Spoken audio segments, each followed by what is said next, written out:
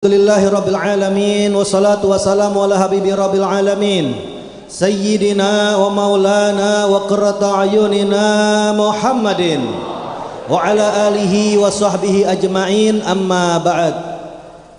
Faqala al-imam as-sayyid Abuya Muhammad bin Alwi bin Abbas bin Abdul Aziz al-Maliki al-Hasani fi kitabil khasaisil ummah Muhammadiyah ila an gala thalithan ja'alahum ummatan wasata wa min khasaisi hadhil ummah annahum humul ummatul wasat wa annahum humus syuhada 'alan nasi bimassil Qur'an wa kadzalika ja'alnakum ummatan wasata litakunu syuhada 'alan nasi wa yakuna ar-rasulu 'alaikum syahida. وقد جاء ذكر هذه المنقبة والخصوصية في أثناء الكلام عن القبلة كما قال تعالى سيقول السفهاء من الناس ما ولاهم عن قبلتهم التي كانوا عليها قل لله المشرق والمغرب يهدي من يشاء إلى صراط مستقيم ثم قال بعدها وكذلك جعلناكم أمة وسطا. Hadirin hadirat yang dimuliakan oleh Allah Subhanahu wa taala, meneruskan istiqomah kita setiap malam Selasa. Kita akan mengupas tentang yaitu keutamaan khususiyah yang hanya dimiliki oleh umat baginda kita Nabi Muhammad sallallahu alaihi wasallam, yang mana As-Sayyid Muhammad bin Alwi al-Maliki beliau memulai daripada pembahasannya yaitu dijadikannya kita umat Nabi sallallahu alaihi wasallam sebagai umat pertengahan. Di antara kekhususan umat ini, mereka ini adalah umat yang dijadikan oleh Allah Subhanahu wa taala sebagai saksi atas perbuatan orang-orang yang mana ini sudah nas ada di dalam Al-Qur'an surat Al-Baqarah ayat 143 yang berbunyi a'udzubillahi minasyaitonirrajim wa kadzalika ja'alnakum ummatan wasata. Begitulah setelah kami jadikan kalian sebagai umat Islam, kami kata Allah Subhanahu wa taala jadikan juga kalian sebagai umat pertengahan. Apa maksudnya umat pertengahan? Litakunu syuhada 'alan nas, agar kalian nanti menjadi saksi-saksi yang akan bersaksi atas perbuatan orang-orang yaitu di zaman umat-umat terdahulu. Wa yakuna rasulu 'alaikum syahida. Nanti setelah kalian bersaksi, yang akan menjadi saksi penguat kalian wahai umat Nabi adalah Rasulullah sallallahu alaihi wasallam yang akan menjadi saksi untuk kalian. Dan ini kata Sayyid Muhammad bin Alwi al-Maliki, firman Allah Subhanahu wa taala surat Al-Baqarah ayat 143 ini di tengah-tengah, yaitu sebelumnya ayat tentang perpindahan kiblat. Maksudnya apa? Wahasilul amr, kesimpulannya annahu qad kana sallallahu alaihi wasallam yastaqbilu fil Madinatil Munawwarah bi Baitul Maqdis. Jadi dulu Nabi Muhammad sallallahu alaihi wasallam beliau ini lahirnya di kota Mekah. Beliau ini menghadap kiblatnya ke Ka'bah yang dibangun oleh datuk beliau Nabi Ibrahim serta putranya Nabi Allah Ismail alaihi wasallam. Dan ketika Rasul sallallahu alaihi wasallam hijrah dari kota Mekah menuju kota Madinah, ketika sampai di kota Madinatul Munawwarah, ternyata Nabi sallallahu alaihi wasallam ketika sampai di kota Madinah didapatkan orang-orang Madinah itu bermacam-macam. Ada orang muslim mukmin, ada orang munafik yang pura-pura, ada juga orang-orang kafir kaum Yahudi. Ngapain orang Yahudi ada di Madinah? Ternyata orang Yahudi sudah tahu bahwasannya Yathrib, nama kota Madinah dulu, ini adalah tempat hijrahnya Nabi akhir zaman, sehingga mereka banyak menamakan anak-anak mereka, anak-anak bayi mereka dengan nama Muhammad. Sampai di kitab Khawasil Madaniyah, Syekh Al-Imam Al-Qurdi menyebutkan ada 15 nama bayi namanya Muhammad, tapi binnya beda. Kenapa? Karena mereka berharap agar cucu mereka, anak mereka menjadi Rasulullah khataman nabiyyin. Ternyata Khatamun Nabiyyin ini datang dari kota Mekah yang bernama Sayyiduna Muhammad bin Abdillah sallallahu alaihi wasallam. Nah, ketika sampai di Madinah, Rasul sallallahu alaihi wasallam ternyata menghadap kiblatnya kemana? Ke arah Baitul Maqdis, Yerusalem yang ada di Palestina, tempat markasnya kaum Yahudi. Sehingga akhirnya orang-orang Yahudi membuli Rasul sallallahu alaihi wasallam. Lihat nih, yang ngaku-ngaku namanya Nabi Muhammad sebagai khatamun nabiyyin, sebagai rasul, yang mengaku agama Islam, ternyata kiblatnya kemana? Kiblatnya sama-sama dengan kita. Kalau misalnya kiblatnya sama dengan kita hari ini, besok agamanya bakal sama dengan kita, agama Yahudi. Rasul sallallahu alaihi wasallam merasa sakit hatinya. Maka apa yang terjadi? Wa kana yukthiru du'a wal ibtihala an yuwajjiha ilal Ka'bah allati hiya qiblatu Ibrahim alaihi salam. Maka Rasul sallallahu alaihi wasallam memperbanyak, yaitu berdoa, memohon sepenuh hati kepada Allah Subhanahu wa taala agar itu yang namanya Ka'bah menjadi kiblatnya kaum muslimin. Dipindahin tuh kiblat dari Baitul Maqdis menuju yaitu Masjidil Haram. Dan ini berlangsung bukan cuman instan, tetapi lama hadirin.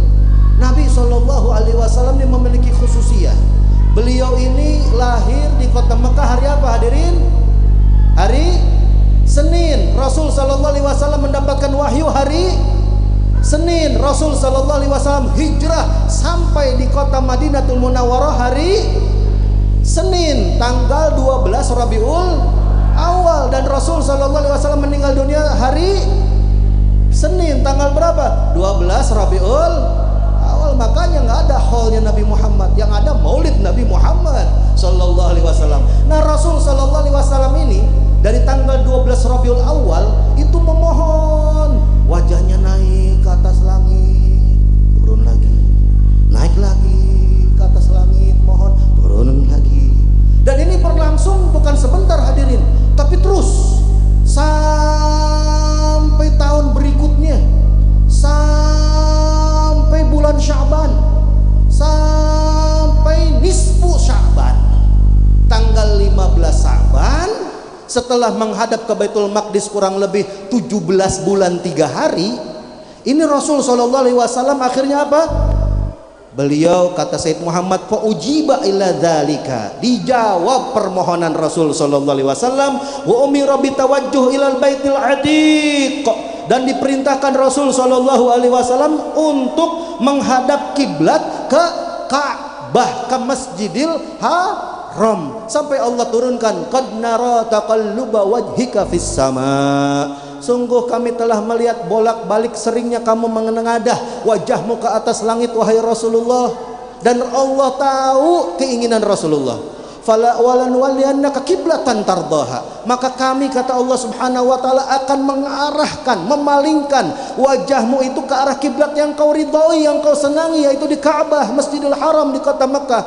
Fawalli wajhaka syatral Masjidil Haram, maka arahkanlah wajahmu ke arah Masjidil Haram. Bahkan diperintahkan umatnya, wa haitsuma kuntum fawallu wujuhakum syatrah. Di mana saja kalian berada, mau di Jakarta, mau di Bogor, mau di Depok, arahkan wajah kalian ke arah Masjidil Haram, yang mana di situ ada Ka'bah.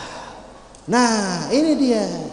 Ketika terjadi seperti itu, kata Sayyid Muhammad bin Ali al-Maliki, hasala li ba'din nas min ahli nifaq wal raib wal kafarah minal yahud irtiyab wa zigh anil huda wa takhabbut wa syad.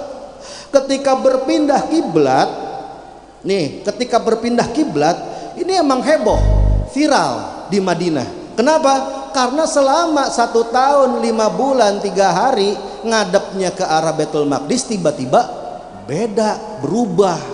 Sampai-sampai kalau antum nih berangkat umroh, amin, sama rombongan Habib Abdullah nanti ya tanggal 19 ya, HAC Group bikin umroh nih. Entar kalau antum bareng Habib Abdullah ya ke Madinah, entar ada city tour. Jangan ke kebun korma aja, jangan percetakan Quran aja. Hadir kemana? Masjid Kuba. Ada lagi tuh yang namanya Masjid Kiblaten. Pernah dengar Masjid Kiblaten? Apa itu Masjid 2 Kiblat? Dulu para sahabat sholat di masjid itu, ketika menghadap ke Baitul Maqdis turun ayat, dikasih tahu, woi pindah kiblat, pindah kemana? Ke Ka'bah. Muter hadirin, di waktu sholat muter, di waktu sholat ngadep pertama kemana? Baitul Maqdis.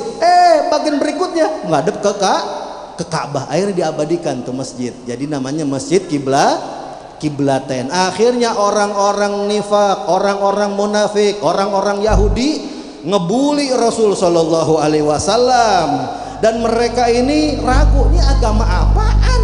Agama kesini, ntar besok kesana, apaan ini, ajaran apa katanya? Sampai akhirnya diabadikan di dalam Al-Quran, sayaqulu sufaha'u minan nas, akan berkata orang-orang safih, orang-orang yang kurang akalnya dari golongan orang-orang manusia. Ini orang-orang safih, kenapa?